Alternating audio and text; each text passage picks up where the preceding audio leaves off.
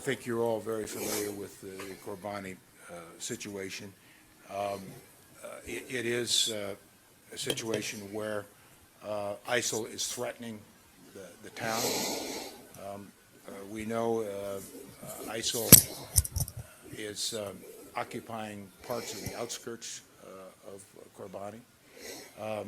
It is a dangerous situation, and we recognize that. We are doing what we can do through our airstrikes to help drive back ISIL.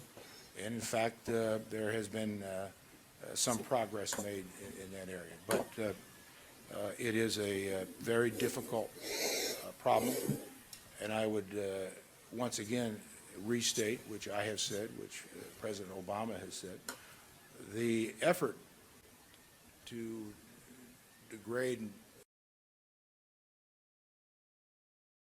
Senator Hagel, he referred to the terrorist group as ISIL. Have you ever wondered why the Obama administration and President Obama in particular is the lead on calling this group ISIL instead of ISIS? The answer is kind of a little scary, because the part that ISIS is fighting over for the Middle East, for them to be their domain, part of it is inclusive of Israel.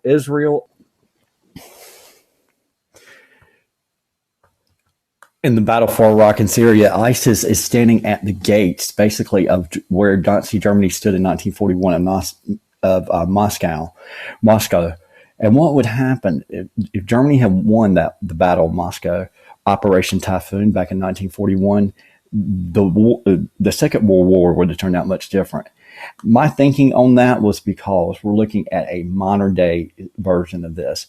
The battle at Kobani and Baghdad. If Baghdad or Kobani falls, that could be the turning point where this stays, instead of a two-country war, or actually a one-country war earlier this year of civil war out of Syria, is now in Iraq and now opposed to going to Turkey. But listen what Charles Krauthammer says about this in another aspect of World War II.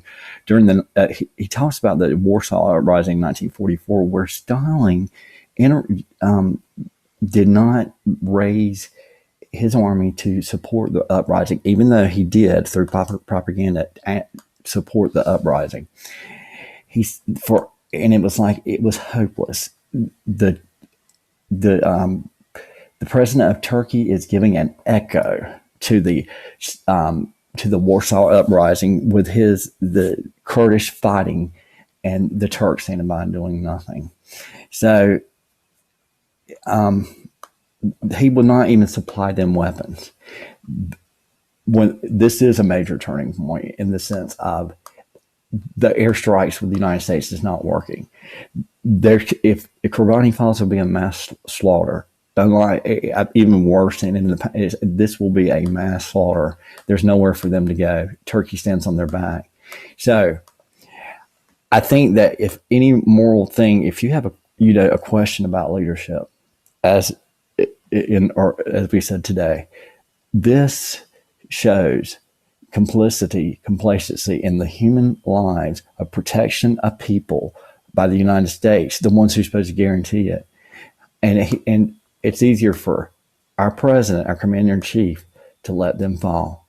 It's also even worse that this is really a last bastion for Christian safety in the country of Syria, except for under President Assad's regime that he still holds toward the Mediterranean and Damascus. It's actually unbelievable that we're having to discuss that the United States causes a great massacre. And remember, like I said, 20 Christians were kidnapped the other night. Either they converted or they were executed. And I did not see a follow-up story with that. More news later.